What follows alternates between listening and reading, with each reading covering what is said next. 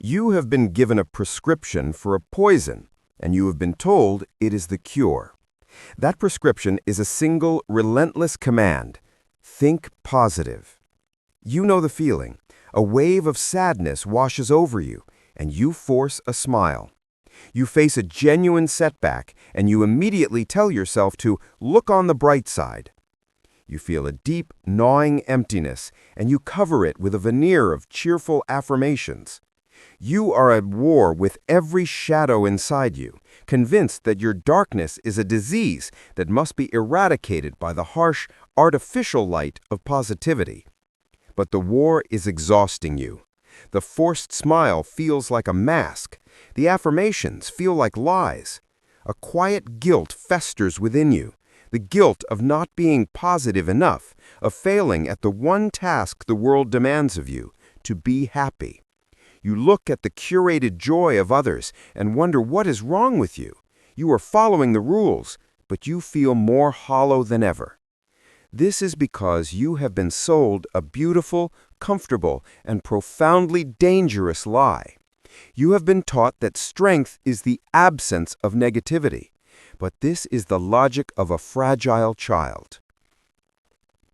Over a century ago, a philosopher with a hammer took aim at the hollow idols of his time. His most dangerous target was not a god, but a feeling, the tyranny of forced happiness. His name was Friedrich Nietzsche. He was not a prophet of despair, he was a physician of the soul. And he diagnosed the sickness you know all too well, the weakness that comes from a life spent denying reality, a life spent in the shallow waters of relentless optimism. He saw that true strength is not found by running from the darkness, it is forged within it. To understand the danger of positive thinking, you must first understand its purpose. It is not a tool for strength, it is a sedative for the weak. It is a shield made of paper, held up against the storm of reality.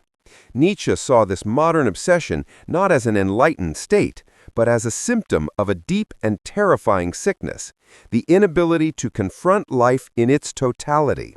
His therapy was not to offer a better shield, but to teach you how to become the storm.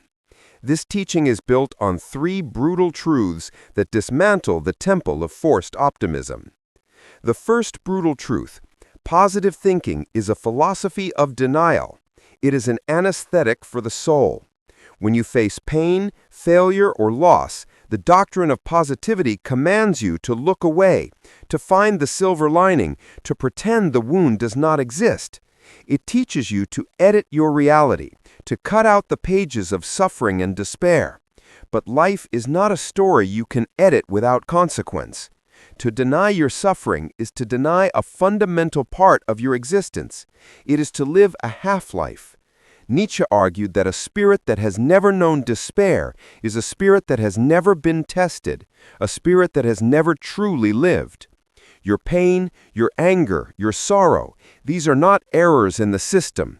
They are vital data. They are the signals that tell you where you must grow. To ignore them is to navigate the ocean without a compass, smiling as your ship drifts towards the rocks. The second brutal truth: suffering is the primary tool of growth. The modern world treats suffering like a technical problem to be solved, an inconvenience to be medicated away. Nietzsche saw it as the blacksmith's hammer. He famously said, "What does not kill me makes me stronger." This is not a cliché, it is a formula. The muscle that is never torn cannot grow. The bone that is never stressed becomes brittle. The soul that is never broken by hardship remains shallow and untested. Your greatest moments of growth will not come when you are comfortable and happy. They will come when you are in the depths, when you are forced to confront your limits, when you must summon a strength you did not know you possessed. Positive thinking, by teaching you to avoid this sacred pain, is actively robbing you of your own potential. It is a conspiracy to keep you small, comfortable, and weak. And the third, most profound truth: the highest state of being is not happiness, but power. And this power has a name: Amor, Fati, the love of one's fate. This is Nietzsche's ultimate weapon against the weakness of both optimism and pessimism. The positive thinker needs the world to be good. The pessimist is crushed because the world is harsh. The one who practices Amor Fati does not judge. They look at their life, the joy and the pain, the triumphs and the failures, the beauty and the horror, and they say yes. They say, I would have it no other way. This is not passive acceptance. It is an active, creative, and joyful embrace of all that is.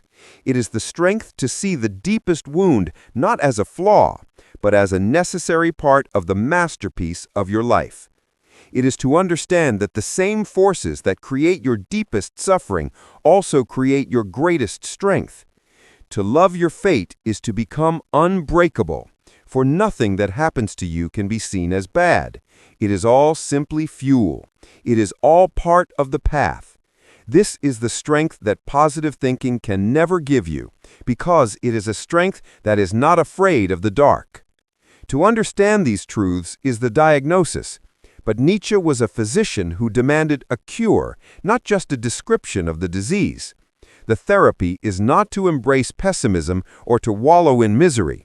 It is to become an alchemist of the soul, to learn the art of turning pain into power. This is not an abstract idea. It is a practice. Your therapy consists of two radical acts of rebellion against the tyranny of the positive. First, you will perform the shadow inventory. For 1 week, you will abandon your gratitude journal. Instead, at the end of each day, you will write down one thing that was difficult, painful, or made you angry. Then, underneath it, you will write one single sentence answering the question, what strength did this event demand of me? The rude comment demanded patience. The failed project demanded resilience. The feeling of loneliness demanded self-reliance. This is not an exercise in complaining. It is an exercise in mining for gold in the darkest caves of your experience. You are training your mind to see hardship not as an obstacle, but as a whetstone for your character. Second, you will practice the Amor Fati affirmation. The next time something goes wrong, a plan falls apart, you face a rejection, you make a mistake, your old conditioning will scream at you to either deny the pain or despair. You will interrupt this. You will take a breath, and you will say to yourself, either silently or out loud, the most powerful words of rebellion. This too is my fate. I will use this. This is not a statement of defeat. It is a declaration of power. It is the assertion that nothing that happens to you can be truly against you, because you have the strength to integrate it, to learn from it, to turn it into the very fuel that propels you forward. The relentless pursuit of happiness has made you fragile. It has taught you that half of your own human experience is an enemy to be defeated. But a tree that has only known sunshine and gentle breezes has shallow roots and will be toppled by the first real storm. It is the tree that has endured the wind, the ice, and the drought that develops the deep, unshakable roots that allow it to touch the sky. You are not here to be happy. You are here to be whole. And wholeness requires you to walk through the fire, not around it.